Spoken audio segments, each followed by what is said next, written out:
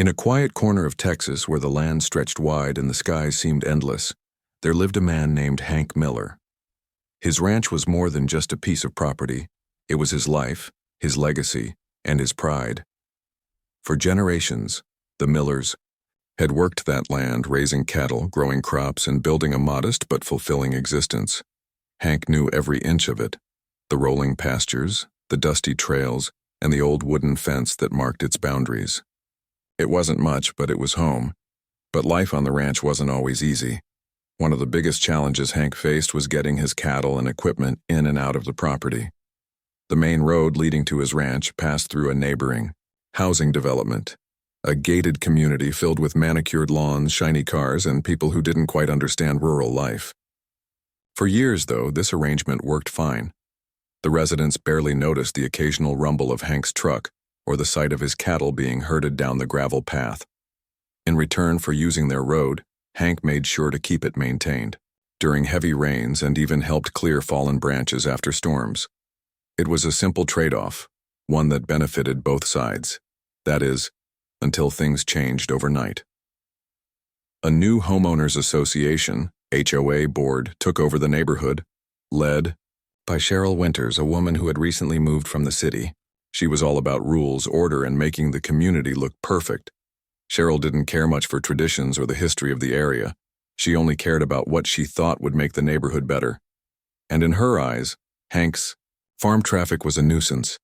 Trucks rattling down the road, cattle hooves leaving marks on the pavement, dust flying everywhere. To Cheryl, these were problems that needed fixing no matter the cost. One morning, Hank woke up to find something unexpected blocking his usual route. A tall chain-link fence now sealed off the entrance to the access road he'd used for years. A bright red sign hung in the middle of the gate, declaring the area private property. There was no warning, no discussion, no chance for Hank to plead his case. Just a locked gate, and Cheryl's cold determination to shut him out. Hank felt a mix of anger and disbelief as he stood there, staring at the barrier. How could they do this? This road wasn't just convenient for him, it was essential. Without it, transporting his cattle and equipment would become nearly impossible. He imagined the detours he'd have to take, the extra hours it would add to his day, and the toll it would take on his business. It wasn't fair. Not after everything he'd done to keep the road in good condition for everyone. Determined to resolve the issue, Hank decided to talk to Cheryl directly. He drove to the HOA office, parked his truck outside, and walked in holding his cowboy hat in his hands. Inside, Cheryl sat behind a desk piled high with papers, looking every bit the part of someone trying too hard to appear important. Her sharp eyes narrowed as soon as she saw Hank. "I need to discuss the gate," Hank said calmly, trying to keep his temper in check. "You can't just block my access like that." Cheryl leaned back in her chair, crossing her arms. "This is private property, Mr. Miller," she replied curtly. "We've decided it's best for the community if we limit non-resident traffic." "Best for the community?" Hank repeated, incredulous. "I've been using that road for years. I've kept it maintained, fixed potholes, cleared debris." "That doesn't change anything," Cheryl interrupted. "Times are changing, and so are our priorities. You'll have to find another way." Another way? Hank wanted to argue, to explain how impractical and damaging this decision would be for his livelihood, but he could see there was no reasoning with her. Cheryl's mind was made up, and nothing he said would change it. As he left the office, frustration bubbling inside him, Hank realized something important. This wasn't just about the road anymore. It was about respect. About standing up for himself and his way of life against people who thought they were better than him. That night, sitting alone on his porch under a sky full of stars, Hank let his thoughts wander. He thought about his grandfather, who had built this ranch from scratch. He thought about his father, who had taught him the value of hard work and perseverance. And he thought about himself, about the battles he'd fought and the ones he still had ahead. Blocking the road might have been Cheryl's way of asserting control, but Hank wasn't about to let her win that easily. As the crickets chirped in the background and the cool breeze brushed against his face, an idea began to form in Hank's mind. If Cheryl wanted to play hardball, then fine. He'd show her exactly what happened when you messed with a Texan rancher. But first he needed information. And a plan. Little did Cheryl know, her decision to block that gate would set off a chain of events neither she nor anyone else in the neighborhood could have predicted. What started as a simple dispute over a road was about to turn into something much bigger, a battle of wills, a test of patience, and ultimately, a lesson in humility for those who underestimated Hank Miller. After leaving the HOA office that day, Hank didn't head straight home. Instead, he drove to a small diner on the outskirts of town, where he often met up with old friends and acquaintances. It was a cozy place, with checkered tablecloths, the smell of fresh coffee in the air, and walls adorned with faded photographs of local history. He needed advice, and maybe a little perspective. Sitting at the counter, sipping a cup of black coffee, Hank found himself staring blankly into space, replaying Cheryl's dismissive tone in his mind. "Hey, Hank," came a gruff voice from behind him. It was Joe Harper, a retired surveyor, who had worked in the area for decades. Joe was known for his sharp eye and encyclopedic knowledge of land ownership. "You look like you've got something heavy weighing on your mind." Hank turned around, forcing a weak smile. "Yeah, Joe, you could say that. The HOA just blocked my access road. No warning, no discussion. They think they can push me around, but I'm not going to let them get away with it." Joe raised an eyebrow, intrigued. "That's bold of them. But before you go charging into battle, you might want to know exactly what you're dealing with. Who owns that road?" Hank shrugged. "I always assumed it belonged to the HOA. That's what they've been telling everyone." Joe chuckled, shaking his head. "Assumptions can be dangerous, my friend. Let me tell you something. They don't always own everything they claim to own. Sometimes titles and deeds tell a different story." The wheels in Hank's head began to turn.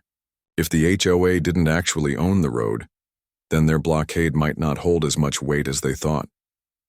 With renewed determination, Hank asked Joe if he'd be willing to help him dig deeper. Joe agreed, mostly because he owed Hank a favor from years ago when Hank had loaned him tools during a tough time. Plus, Joe loved nothing more than uncovering hidden truths about land disputes. It was like solving a puzzle. Over the next few days, Joe dug through county records, maps, and property deeds. Meanwhile, Hank tried to keep his ranch running smoothly, despite the added hassle of navigating detours. Every trip took twice as long, and every delay cost him money. His frustration mounted, but he reminded himself to stay patient. Patience, he told himself, was key to winning this fight. Finally, Joe called Hank with some surprising news. "You're not going to believe this," Joe said over the phone, his voice tinged with excitement. "That road the HOA thinks is theirs? It doesn't belong to them entirely. Part of it runs through land owned by Edith Harper." "Edith Harper?" Hank repeated, puzzled. He vaguely remembered hearing the name before but couldn't place it. "She's an elderly woman who lives out near Willow Creek," Joe explained. "She inherited the parcel from her late husband years ago. Apparently, the HOA has been using her section of the road without permission or compensation for years. Technically, she owns the rights to that stretch." Hank's eyes lit up. This was the break he'd been hoping for. If Edith owned part of the road, then maybe, just maybe, he could strike a deal with her. He thanked Joe profusely and immediately set out to visit Edith's farmhouse. The drive to Edith's place felt longer than usual, not because of the distance, but because of the anticipation building inside Hank. When he arrived, he found a modest, white house surrounded by tall oak trees and wildflowers swaying gently in the breeze. An old pickup truck sat parked under a carport, and a weathered wooden sign read, "Harper Homestead."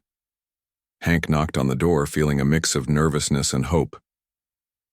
Edith answered after a moment, her silver hair tied neatly in a bun and her kind eyes peering curiously at him. She was petite and wore a simple floral dress, but there was a quiet strength about her. "Can I help you?" she asked softly. "I sure hope so," Hank replied, tipping his hat politely. "My name's Hank Miller. I'm a rancher down the road, and I need to talk to you about something important." Edith invited him inside, offering him a seat at her kitchen table. Over glasses of sweet tea, Hank explained the situation. The blocked gate, the HOA's actions, and how Joe had discovered her ownership of part of the road. At first, Edith listened quietly, occasionally nodding or asking clarifying questions. When Hank finished, she leaned back in her chair, deep in thought. "I knew they were using my land," Edith finally said, her voice steady. "But I never made a fuss about it. Folks around here have always shared what they needed. I figured it wasn't worth causing trouble." "But now they've caused trouble for me," Hank said gently, "and I think we can make them pay for it, not just financially, but by showing them they can't treat people like this." Edith smiled faintly. "You remind me of my Harold. He was a fighter too." After a pause, she added, "What do you propose?" Hank laid out his plan. He wanted to buy the strip of land from her, not because he needed it for himself, but because it would give him leverage over the HOA. If he controlled the only viable alternative route for large vehicles serving the neighborhood, he could dictate terms. Edith listened intently, weighing the pros and cons. While she appreciated Hank's honesty and charm, she worried about stirring up conflict. "If I sell you this land," Edith said cautiously, "it'll cause a lot of headaches for those folks. Are you prepared for that?" "I am," Hank replied firmly. "They started this fight, not me. All I want is to protect my livelihood and teach them a lesson about respect." After some deliberation, Edith agreed. She trusted Hank and believed in his intentions. They shook hands on the deal, and within days the paperwork was finalized. Hank scraped together every penny he had saved over the years to purchase the land. It wasn't easy, but he knew it was worth it. For the first time since the blockade went up, Hank felt a glimmer of hope. With the transaction complete, Hank wasted no time putting his plan into motion. He hired a crew to install a sturdy metal gate across the newly acquired road, complete with a keypad lock. Then he drafted formal letters to every homeowner in the development, informing them of the change in ownership. The letters were polite, but firm. If they wanted continued access to the road for deliveries, garbage trucks, construction projects, or anything else, they'd have to pay per truckload crossing his property. As the news spread, chaos erupted in the neighborhood. Delivery drivers arrived only to find themselves blocked from reaching homes. Garbage trucks refused to navigate the narrow dirt paths that served as makeshift alternatives.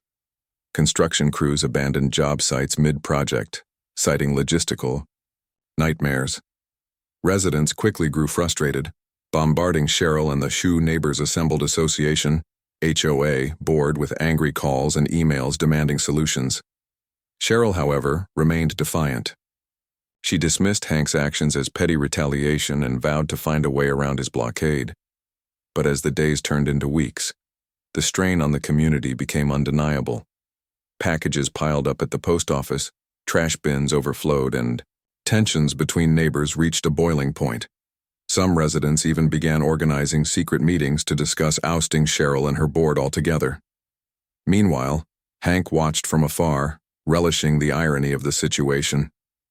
The HOA had tried to shut him out, but now they were the ones trapped by their own arrogance. And while the battle was far from over, Hank knew one thing for certain. He had flipped the script. What started as a personal grievance had evolved into a calculated game of strategy, and Hank was determined to come out on top. The chaos unleashed by Hank's toll road quickly spiraled out of control, turning the once peaceful neighborhood into a battleground of frustration and finger-pointing. What started as a simple blockade at the HOA gate had now morphed into something much bigger, a full-blown crisis that left residents scrambling for solutions. And while Cheryl Winters tried desperately to maintain her composure, it was clear she was losing ground fast. Hank wasted no time putting his plan into action. Within days of installing the metal gate across Edith Harper's old dirt road, he sent formal letters to every homeowner in the development. The tone of the letters was polite but firm. Due to recent changes in property ownership, continued access to this road will require payment per truckload crossing my land. He even included a detailed rate sheet listing fees for garbage, trucks, delivery vehicles, construction equipment, and anything else that might need to use the route.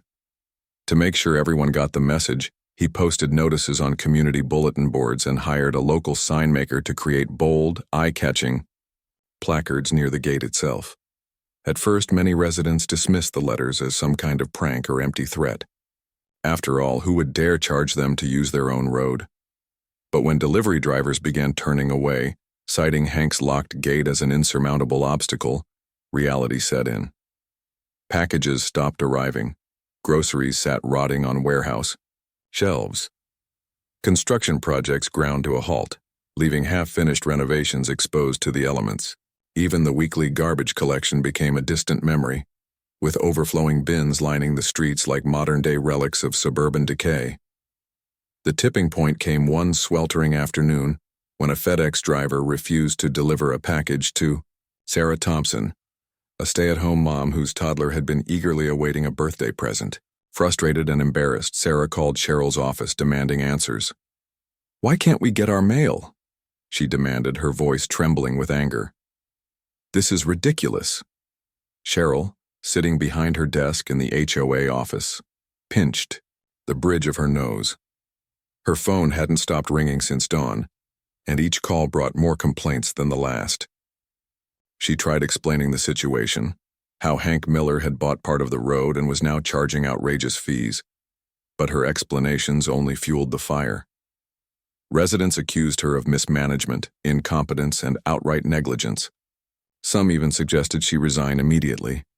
Desperate to regain control, Cheryl decided to negotiate directly with Hank.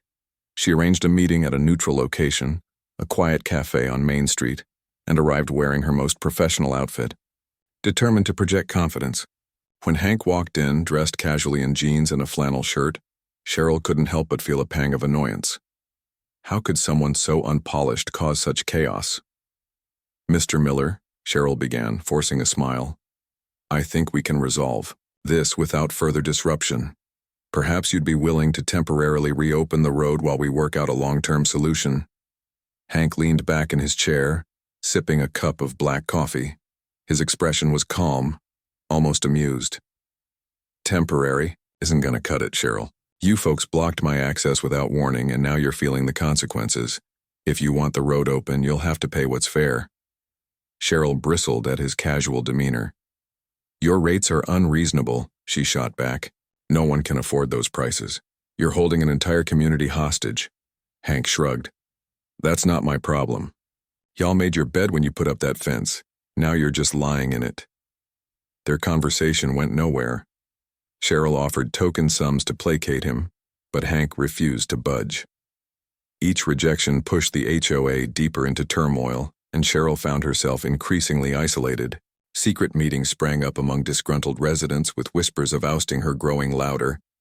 Some even floated the idea of suing Hank, claiming his actions amounted to extortion. But Hank's lawyer, a sharp-witted former prosecutor named Tom Reynolds, was ready for them. Tom had been keeping tabs on the situation from the start, advising Hank every step of the way. When the HOA filed their lawsuit, Tom countered with a mountain of evidence proving Hank's legal right to charge fees for using his property. In court filings and press releases, he framed Hank as a victim of overreach, painting the HOA as bullies who had sealed off his livelihood before resorting to baseless accusations. The media ate it up. Local news crews descended on the neighborhood, eager to cover the feud between the defiant rancher and the uppity HOA. Reporters interviewed residents, many of whom expressed mixed feelings about the situation. Some sympathized with Hank, seeing him as a hard-working farmer standing up to entitled city slickers. Others blamed him for escalating the conflict, arguing that his toll charges were excessive and punitive. Hank played the role perfectly. During interviews, he presented himself as a salt-of-the-earth Texan defending his way of life against urban encroachment. Footage of frustrated homeowners dragging trash bins down winding detours fueled public sympathy for his cause. One particularly viral clip showed a man attempting to load a week's worth of garbage into his car trunk, only to spill half of it onto his driveway. Comment sections exploded with jokes about city folk struggling to handle country problems. As the publicity grew, so did the pressure on Cheryl and the HOA board. Legal fees mounted, draining their reserves. Board members began skipping meetings, unwilling to face the wrath of angry residents. Even Cheryl's staunchest supporters started questioning her leadership. At one heated town hall meeting, a man stood up and shouted, "You've ruined this place. We trusted you to protect our interests, and instead, you've turned us into laughingstocks." Cheryl tried to defend herself, insisting she was doing everything possible to fix the situation, but her arguments fell flat. The damage was done, and she knew it. For weeks, she had clung to the hope that Hank would crack under the strain of legal battles and public scrutiny. Instead, he seemed invigorated by the challenge, relishing every twist and turn of the drama. Meanwhile, Hank kept a close watch on the unfolding chaos. From his porch, he could see the occasional dust cloud kicked up by desperate residents attempting to navigate alternative routes. He felt a twinge of guilt knowing they were suffering, but he reminded herself that they had brought this upon themselves. They had underestimated him, dismissed him as a simple rancher who wouldn't fight back. Now they were learning otherwise. One evening, as the sun dipped below the horizon, Hank sat outside with a cold beer in hand, reflecting on how far things had come. What started as a personal grievance had evolved into something much larger, a battle of principles, pride, and perseverance. He knew the fight wasn't over yet. The HOA still had tricks up their sleeve, and the legal battle could drag on for months. But for the first time in a long while, Hank felt a sense of satisfaction. He had turned the tables, exposing the HOA's weaknesses and forcing them to reckon with the consequences of their actions. And deep down, he knew one thing for certain: Cheryl Winters would never look at him or any other rancher the same way again. As the days turned into weeks, the tension between Hank Miller and the HOA reached a boiling point. The neighborhood that Cheryl Winters had once envisioned as pristine and orderly was now in shambles, both physically and emotionally. Overflowing trash bins lined the streets like grim sentinels. Abandoned construction projects left gaping holes in driveways, and delivery trucks circled aimlessly before giving up entirely.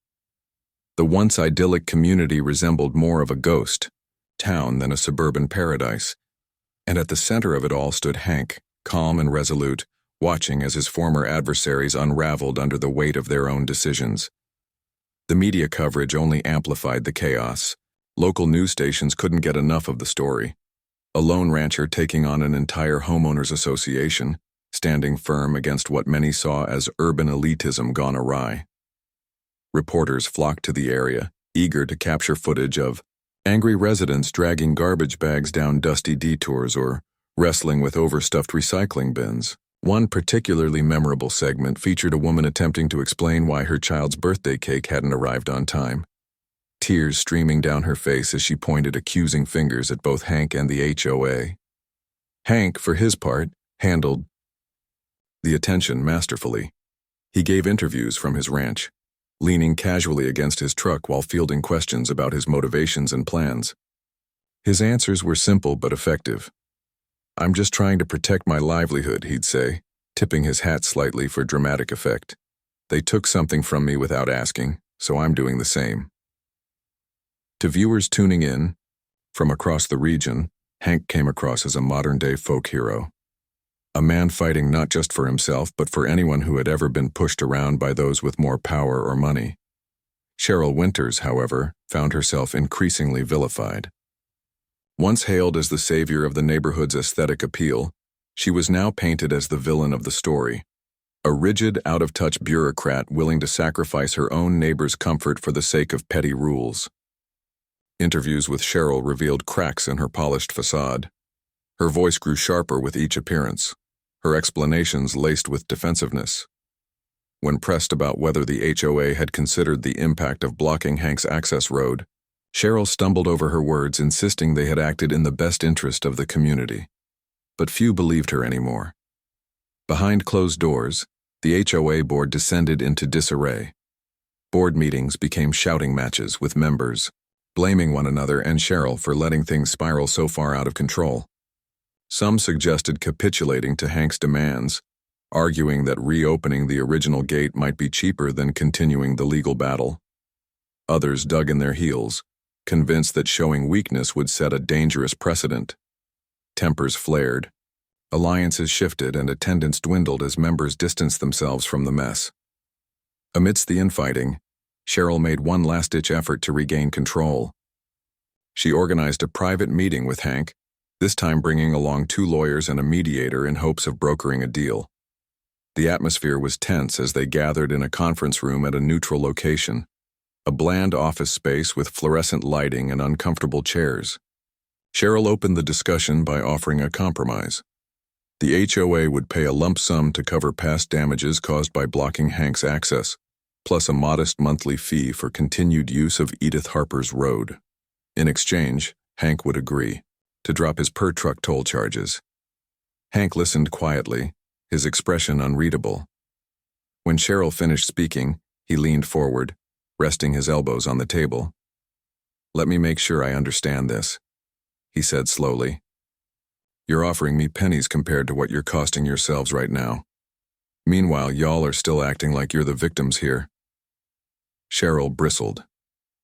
"This isn't about blame, Mr. Miller. It's about finding a solution that works for everyone." Hank chuckled dryly. "If it's about solutions, then maybe you should have thought of that before sealing off my gate." The mediator stepped in, attempting to steer the conversation toward common ground. But every proposal Cheryl put forth was met with counteroffers from Hank that left her visibly frustrated. By the end of the meeting, no agreement had been reached.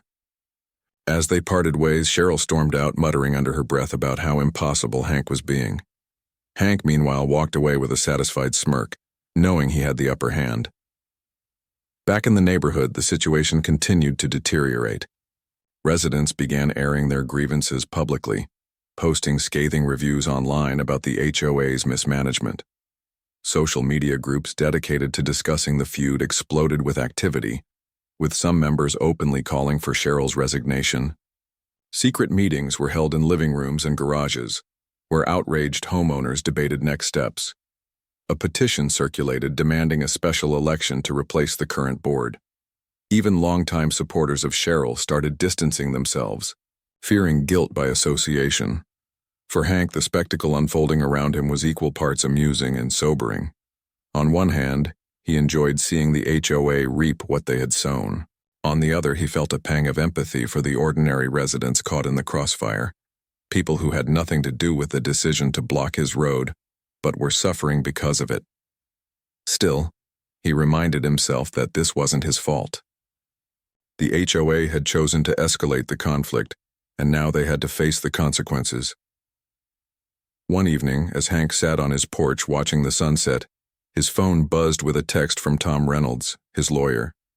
Attached was a screenshot of a Facebook post written by one of the HOA board members, essentially throwing Cheryl under the bus. The post accused her of mishandling the situation from the start and called for her immediate removal. Below it, dozens of comments echoed the sentiment, with residents piling on accusations of incompetence and arrogance. Hank chuckled as he read through the thread. It seemed Cheryl's grip on power was slipping faster than anyone had anticipated. Yet despite the mounting pressure, she refused to step down. Instead, she doubled down, filing yet another motion in court to challenge Hank's ownership of the road. Her stubbornness only prolonged the agony for her neighbors, further eroding whatever goodwill she might have had left. By now, the legal battle had become a financial sinkhole for the HOA. Attorney fees mounted, draining funds earmarked for community improvements. Landscaping projects were put on hold, security patrols reduced, and promised upgrades to the clubhouse indefinitely delayed. For a group obsessed with appearances, these setbacks were devastating. Homeowners grumbled about rising dues and dwindling amenities, adding fuel to the growing rebellion against Cheryl's leadership. Through it all, Hank remained steadfast. He knew the longer the standoff dragged on, the weaker the HOA would become. Every day without resolution brought them closer to breaking point. And when that moment finally arrived, Hank intended to be ready, not just to reclaim his access, but to ensure the HOA never underestimated him, or anyone else, again. As night fell over the ranch, Hank leaned back in his chair, listening to the distant hum of crickets. The road ahead was still uncertain, but one thing was clear. He had turned the tables in a way no one could have predicted. What had started as a personal fight had grown into something much bigger, a testament to resilience, resourcefulness, and the enduring spirit of a man unwilling to back down. The standoff between Hank Miller and the HOA had stretched on for months, pushing both sides to their limits. The neighborhood, once a picture of suburban tranquility, was now a patchwork of frustration and discord. Residents were exhausted, tired of dragging trash bins miles away, tired of unanswered calls to Cheryl Winter's office, and tired of feeling powerless against the chaos that had consumed their lives. Meanwhile, Hank watched from afar, his resolve unwavering, but tinged with a quiet satisfaction. He knew the HOA couldn't hold out forever. Finally, one crisp autumn morning, the breaking point came. The HOA's legal team sent word through Tom Reynolds, Hank's lawyer, that they were ready to negotiate in earnest. This time, there would be no empty promises or half-hearted compromises. They wanted a resolution, and fast. Word spread quickly, among board members and residents alike. The battle was nearing its end. The meeting took place in a neutral conference room at the local courthouse, a stark contrast to the informal settings of previous discussions. Both sides arrived prepared for what felt like the final showdown. Cheryl Winters led the HOA delegation, flanked by two weary-looking attorneys who carried thick binders filled with documents. Across the table sat Hank, calm and composed, with Tom by his side. The air was tense, heavy with anticipation. Cheryl opened the discussion with an uncharacteristic humility. "We're here today because we recognize the situation has gone too far," she began, her voice softer than usual. "It's clear that continuing this dispute isn't benefiting anyone, not you, Mr. Miller, and certainly not our community." Nga nodded slowly, letting her words hang in the air before responding. "I agree it's gone on long enough, but let's not forget how we got here. Y'all blocked my access without warning, cutting off my livelihood. Now I'm just trying to protect what's mine." Cheryl hesitated, glancing at her lawyers before continuing. "We understand your position, and we're willing to make amends. We propose removing the blockade at your original gate and granting you permanent easement rights. In exchange, we ask that you reopen Edith Harper's Road to regular traffic, without additional charges." Tom leaned forward, tapping his pen lightly on the table.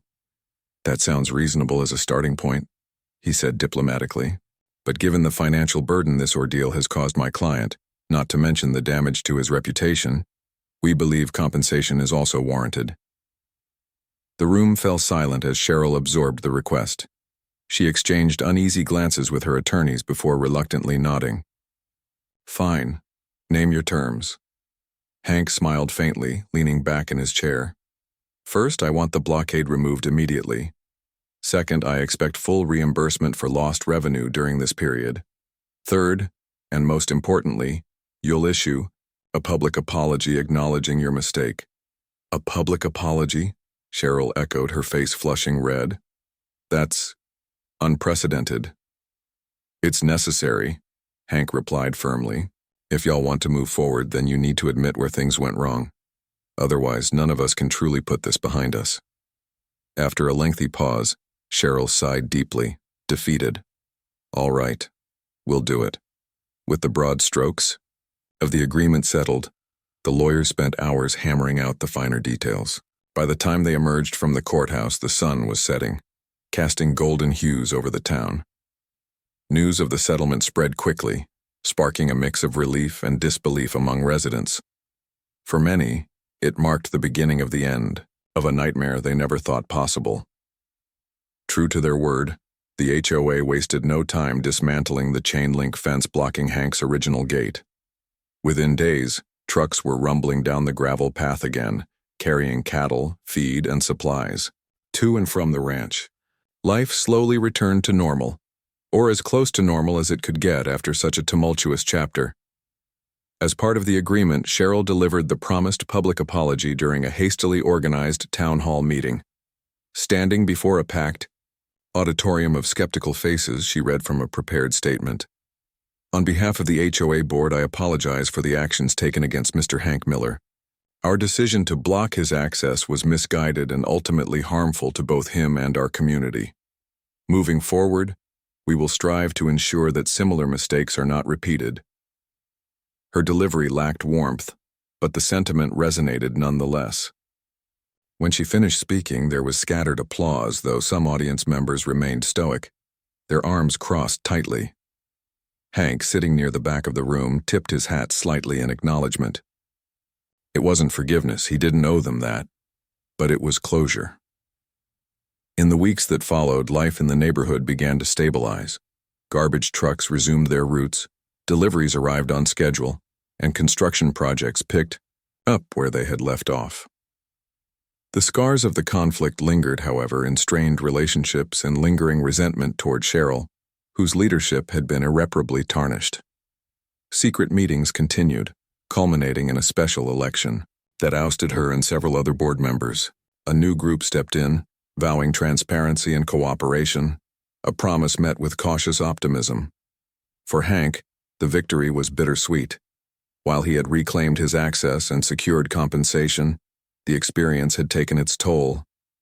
He'd spent countless sleepless nights strategizing, endured harsh criticism from strangers, and shouldered the weight of an entire community's anger. Yet despite the challenges, he emerged stronger and more determined than ever to stand up for himself and others facing injustice. One evening, as Hank sat on his porch, watching the stars twinkle above the horizon, he reflected on everything that had transpired. His grandfather's old saying came to mind, "When someone tries to push you around, don't fight dirty, fight smart." That's exactly what he had done. By turning the HOA's arrogance into their Achilles heel, Hank had proven that even the smallest act of defiance could spark monumental change. The ranch thrived once again, its pastures lush and its cattle healthy. Neighbors who had once dismissed him now greeted him with nods of respect, or at least wary acknowledgement. And though Hank harbored no ill will toward them, he made sure to keep a watchful eye on the horizon. After all, he knew better than anyone that complacency could lead to trouble. As the crickets chirped softly in the background and the cool breeze carried the scent of wildflowers, Hank allowed himself a rare moment of peace. He sipped his coffee slowly, savoring the quiet triumph of standing firm in the face of adversity. The road ahead might still hold challenges, but for now, he was content knowing he had won not just a battle, but a lesson in resilience, justice, and the enduring power of grit. And somewhere in the distance, under the vast Texas sky, the wind whispered a single truth. Hank Miller hadn't just beaten the system, he had rewritten the rules.